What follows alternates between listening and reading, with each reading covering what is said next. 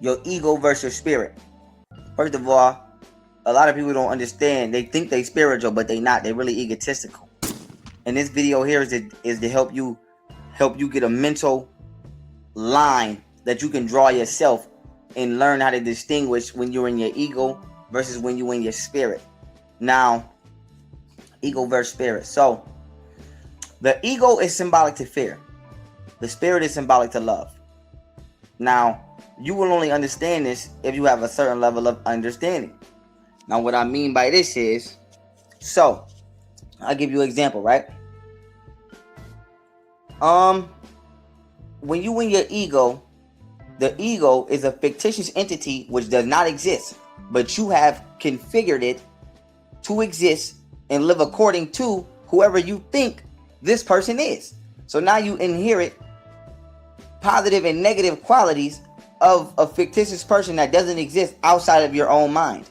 For example, okay, some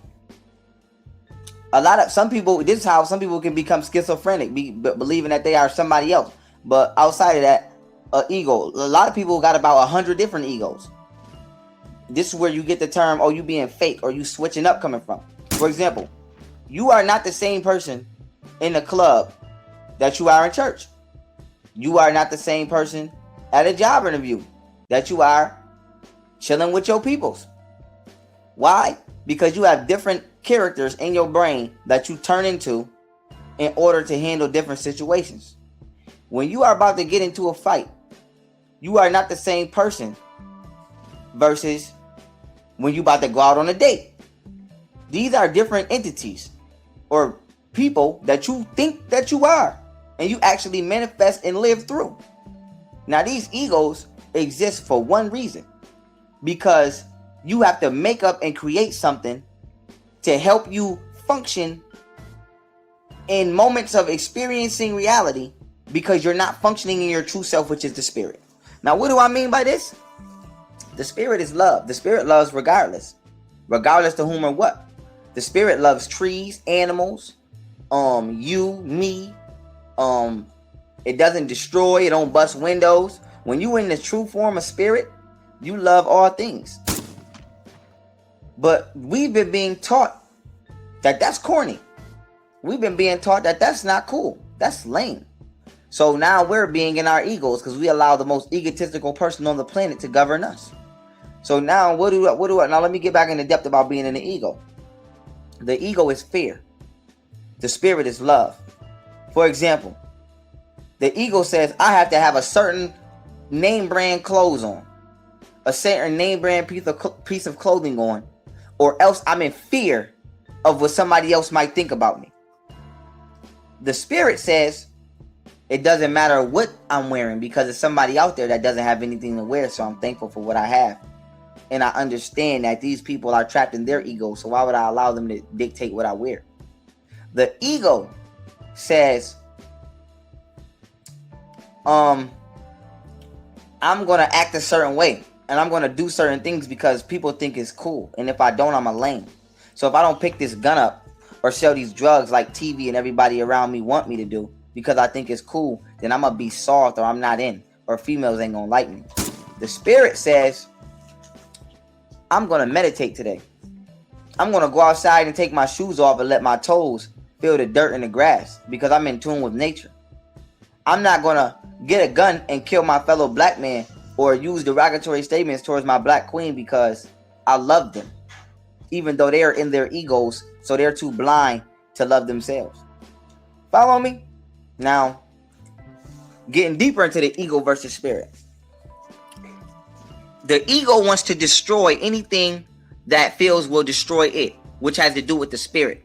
And I'm trying to free y'all. So listen to this message, because there are actual entities that you believe that you are, and you have given them existence through your mind, and they have actually enslaved you, and you're forced to live in their realm. For example, if your name is Murder, your mother didn't name you Murder, but you in the streets and your name is Murder. So we know that names summon certain qualifications from whatever it is we're conceptualizing this name upon. So what I mean by this is, if your name is Love, you subconsciously must live according to that name. Now we know what love means. So a person named Love, we don't mentally expect them to do certain things because we know what love means. So if I bring my man into your house and I say, hi, how are you? This is my best friend. His name is Love. You don't really feel too uncomfortable because your mind understands the reality of the word love and what it means. Now, if I bring my man in the house and I say, how you doing? This is my man, 2 guns, murder, bloody, clap, clap. What? You automatically gonna be like, oh, hell no. Because your mind understands what those words mean. Murder, gun, bloody, bloody. No. So when you name yourself, you are placing upon yourself a fictitious entity that must live according to that name. This is where the ego comes in. So all you niggas running around with the name Murder, whatever you niggas is naming yourself nowadays, or you females, your name is, instead of your name being God, we like, for example, you would never, I've never heard of a stripper name that name herself a divine attribute. I don't know a stripper named Mayat or Aset or any type of righteous principle. If it is, please change your name.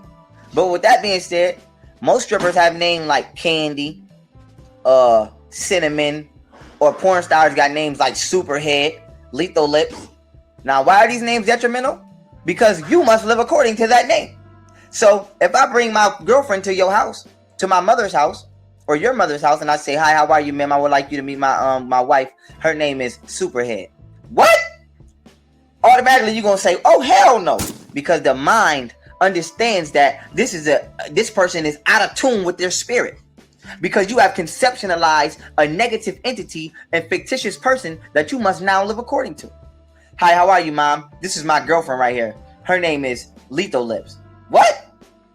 This person, the automatic rejection is not about being racist. It's about understanding that you're out of tune with your spirit.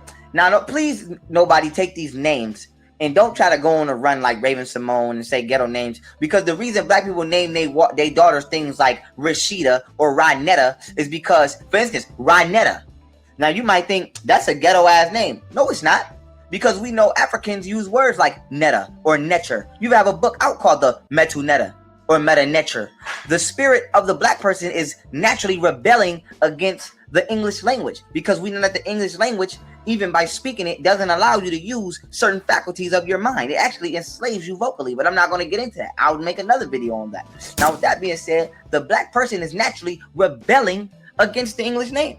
So how dare you, Raven Simone? Just to get off subject real quick. How dare you, Raven Simone, talk about black people names being ghetto? Don't you know your great-great-grandmother had a ghetto-ass name according to these white people on that slave shit? She probably had a name like Wakuku Makaba or some crazy shit like that. But now her name is Joanne McCarlin. And you think that that's proper. No. So with that being said, back on the ego.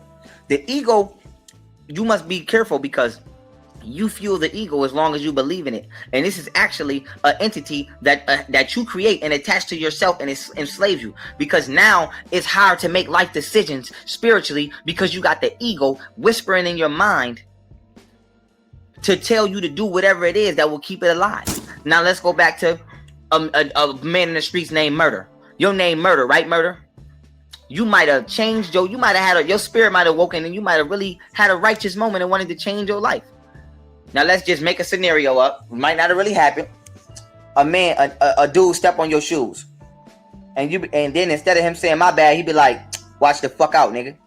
The first thing you gonna feel like is, nigga, I'm Murder from such and such. Nigga, I'll bust your fucking head, I'll clap you, and you feel like you got something to prove. But you don't have nothing to prove. Your ego that you have fictitiously created has something to prove. The spirit, love, understands that this is a fool. So let's compare Murder with somebody like a Buddhist monk. Ignorant indoctrinated black person steps on Murder shoes. Murder's not his soul, his ego, the fictitious person that he thinks he is, that exists, that he has created, responds with, nigga, I'm Murder from such and such and such and such, nigga. And now Murder, in order to prove himself or give this ego life, because now this ego at that particular time knows it will immediately be crushed if the spirit makes a loving decision on this. So what the ego makes you do is it makes you feel fearful. Fearful of what? Fearful of being what you call pussy if you let this ride. So what the ego does is it stimulates you with this false fear, which fear, F-E-A-R, false evidence appearing real. It's not real. So now what the ego does is it stimulates you with fear, and you respond egotistically, which the ego is probably rooted in violence, because with a name like murder, it's rooted in violence. So you respond violently. Now the rest of the egotistical community respects you for that. Yeah, my man murder don't go for nothing. My man murder about that life. But the spiritual beings, you still not allowed in their realm yet because you enslaved by the ego. Now getting back on point. A man steps on murder shoes, murder responds egotistically. He steps on somebody in tune with their spirit shoes. Fuck you, watch where you walking. The spirit just says, oh, okay. Excuse me. Why? We don't care because we love this fool. Why? Because we know he's a fool. And he don't love himself, so we have to love him for him. And we understand that if he loved himself, he wouldn't even talk to me like that, because he would understand I am an extension of himself. So get out your ego and get back in your spirit. Now, how do you do this? I'm going to give you the steps. It's very simple. You don't have to go see a guru. You don't have to light no incense. You don't have to do no magical ritual, nothing. All you have to do is start practicing. Because why? We know when you work out, you exercise. And whatever you exercise will, in the end, become the result. If you want to upgrade in the weights you lift, you start lifting heavier weights. At first it's hard, then it becomes easier. So now we're going to compare actions to weights and practicing the exercise. When you practice certain actions, the weights is being positive. Whenever the situation at hand presents itself, that is what you will exercise. What do I mean by that? As hard as it may be. Now we're not saying let nobody walk all over you before we get this twisted, because ain't nobody gonna walk all over me. But I understand certain situations. Now, with that being said, practice good. Practice things like, if you're a liar and you know you're a liar, and I'm gonna tell you you're a liar, practice not lying. Because lying can be addictive.